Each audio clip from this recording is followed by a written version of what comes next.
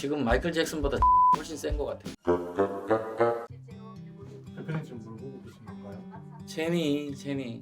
아 제니구나. 제니 알아? 아 제니 알죠. 블랙핑크 중에 누구 제일 좋아해? 전 지수요. 지수? 오 의외다. 왜죠?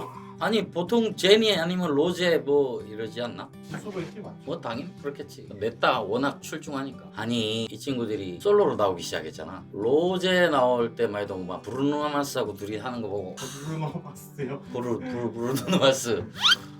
와 제니는 진짜 대단한 것 같아. 대표님의 원픽은 제니인가요? 난 제니. 아이유 다음에 제니. 아이유 다음 제니. 아이유는 뭐 아예 아저씨 때부터 좋아했기 때문에 가수로서보다는 연기자로 처음에 더 좋아했다가 아티스트이기도 하지만 근데 제니는 와 정말 뼛속까지 아티스트야. 어떤 점에서요? 이번에 이제 코첼라에서 공연을 했잖아. 그 무대에서 40분 동안 해. 40분을 춤을 추면서 계속 노래를 해. 야, 몸짓 하나, 말투 하나가 다 예술이야. 40분 동안 옷도 안 갈아입고 계속 한 거잖아. 사실 춤을 추면서 노래하는 게 정말 힘들거든. 솔직히 마이클 잭슨 한국에 왔을 때 공연한 거 나 보러 갔는데 마이클 잭슨도 춤을 시게 출 때는 뒤에 AR을 틀고 하더라고. 마이클 잭슨이 내한을 했었어요? 그래. 아 모르나? 엄마야? 이거 워낙 오래된 일이라 그런가. 네가 어리긴 어리구나. 잠실 운동경기장 주경기장에서 했어. 하여튼 뭐 지금 마이클 잭슨보다 제니가 훨씬 센 것 같아. 아 그 정도로요? 마이클 잭슨도 세계적인 가수잖아요. 지금 블랙핑크는 세계적으로 가장 잘 나가는 여가수 아니야? 그 중에 제니가 최고야. 내 생각인가?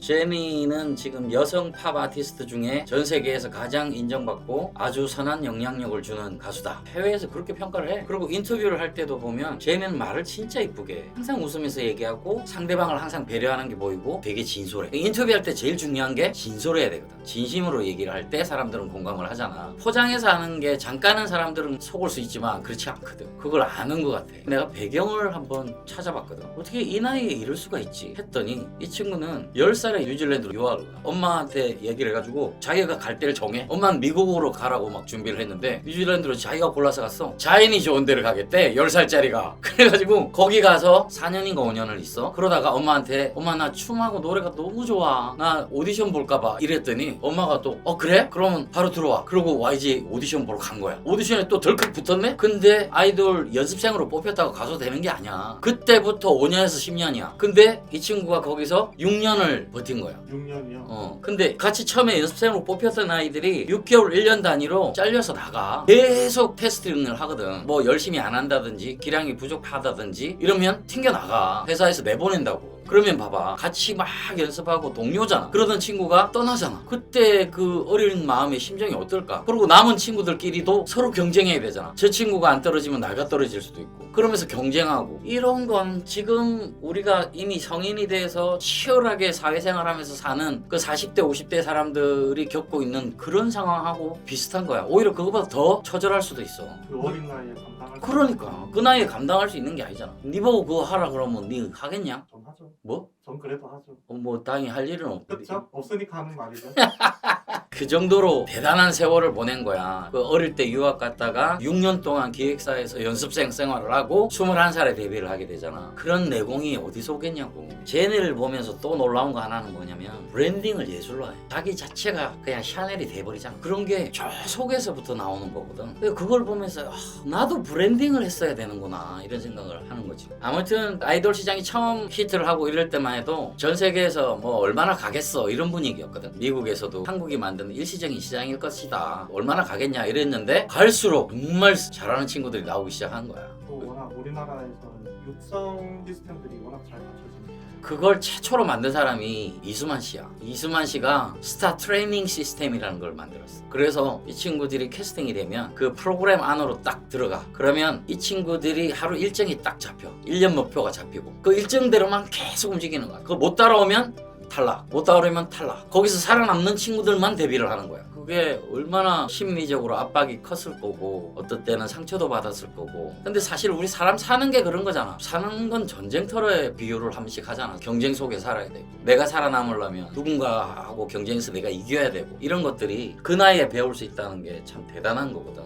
내 그런 과정을 이겨내니까 당연히 글로벌 시장에 나가서 1등을 하는 거야. 트레이닝 시스템으로 가는 경우는 일본이 좀 있었어. 일본이 한 1년, 2년 길어야. 미국이나 영국이나 이런 해외 경우에는 그냥 다 헌팅 시스템이야. 어디에 누군가가 음악을 정말 잘한대. 그럼 찾아가지고 헌팅을 한다고. 그리고 와서 그냥 바로 준비해서 한 6개월 뒤에 음반 나오고 데뷔하고 이런 식이거든. 저스틴 비버가 제일 유명하죠. 그렇지. 그렇게 헌팅이 되는 거잖아. 근데 우리나라는 이미 어릴 때 이 포텐셜이 보이는, 미래가 보이는 친구를 찾아내서 이 친구들을 5년, 10년을 준비해서 나오니 그렇게 한 데는 전 세계 아무 데도 없었어. 그래서 아이돌 시스템을 몰랐던 해외 사람들은 아, 이게 일시적인 현상일 거다라고 짐작했지만 우리는 아주 체계적으로 긴 시간 동안 준비해서 아이돌이라는 시장이 만들어졌다는 거를 여실하게 보여주기 시작한 거야. 그랬더니 이제는 전 세계에서 와, 대한민국에 나오는 아티스트, 이 아이돌 아티스트들이 정말 대단하구나 하고 인정받기 시작한 거지. 정말 자랑스럽지 않아? 태도가 저도 이미 유럽하니까 뭐 같은 동지로서 부산서 왔어? 사실 우리가 어릴 때 가수 생활하고 막 이럴 때는 이 정도의 체계는 없었단 말이야. 가수한테 그냥 다 맡겼어. 음악 만드는 거는. 그럼 가수들이 알아서 자기가 좋아하는 작곡가 만나서 뭐 하고, 조금 큰 회사는 이제 그나마 작곡가들을 섭외해가지고 했는데 지금 생각하면 좀 부럽다는 생각도 들어. 서포트를 잘해주잖아. 본인만 잘하면, 열심히만 하면 할 수 있는 환경이 돼 있잖아. 나는 일단은 아이돌 할 비주얼은 아니니까 싱어송라이터 뭐 이런 거 하겠지. 나는 그 JYP가 그렇게 좋아. 박진영 씨에 대한 리스펙이 있어. 그 친구가 그 열정이나 감이 진짜 좋고, 두 번째 가고 싶은 회사가 박재범 회사예요. 박재범을 보면서 야, 인생 저렇게 사는 건데 하는 생각을 많이 해. 무슨 얘기냐면 박재범은 보면 정말로 지가 하고 싶은 일을 찾아. 그리고 자기가 재밌으면 해, 재미없으면 안 해. 얼마나 삶의 질이 높을까? 행복 지수가 얼마나 높을까? 이 친구는 아, 내가 시린 제작하는 거 재밌겠는데? 그럼 래퍼나 뭐 이런 힙합 씬으로 한번 제작사 해볼까? 회사를 덜렁 만들어. 그리고 막 제작을 해. 실제로 가수를 또 한둘이 히트시켜. 그러더니 그 회사를 그냥 다른 데 넘겨. 나중에 또 소주를 만들더라. 그게 또 자기는 재미가 있다고 느끼는 거야. 인터뷰에서 그런 얘기를 하더라고. 자기는 재밌는 일을 항상 찾고 재밌으면 최선을 다해서 그걸 만들어 본대. 왜? 재밌으니까. 그러면 재밌는 일을 할 때 제일 행복하잖아요? 뭐 이거야. 아주 심플하고 단순해. 근데 이 심플하고 단순한 게 우리가 세상 사는 이유거든. 우리가 사는 이유는 행복해지기 위해서 사는 거야. 근데 우리는 대부분 뭘로 살아? 목표지향적이고 성공지향적으로 살아. 근데 이 친구는 어릴 때부터 그걸 외국에서 자라서 그러나? 그게 몸에 배어있고, 제니 같은 경우에도 보면 그게 있어. 자기가 정말 하고 싶고 좋아하니까 그걸 아주 깊이 있게 해. 그러고 그걸 할 때 너무 행복한 걸 자기가 느낀대. 와,